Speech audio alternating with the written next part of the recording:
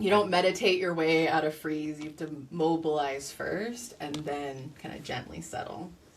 Right. And I like that because you're not selling it as the coping mechanism, as the way to get yourself, like, to sort your life out, because we acknowledge here that, you know, the systemic issues are still present. So there's no self-help way to get yourself out of oppression. However, there are ways in which you can, well, survive in oppression and help yourself, help your body, help your mind, finding the tools, if and when available, to survive, so that maybe you can get yourself ready to fight, or maybe you can make yourself ready to just, you know, survive.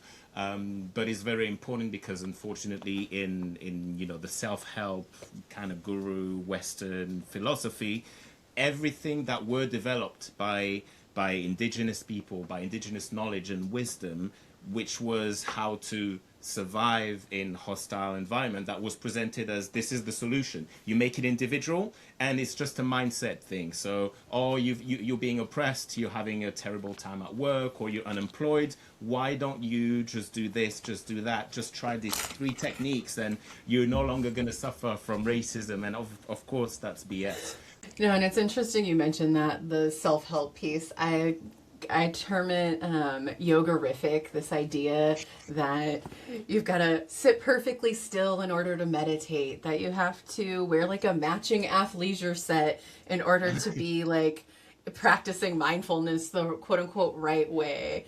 Like, if those are things that work for people, cool.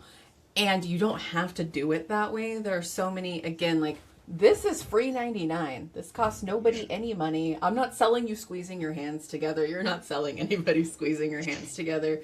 But it's those little things that actually tend to make more of a difference, in my opinion, partly because the idea behind titration and pendulation is choosing to discomfort yourself, choosing to try something new, and then being able to come back to a baseline or come back to a place of your perceived level of comfort, and then just kind of ping-ponging between those states. Mm-hmm. And having that autonomy piece, and that is huge.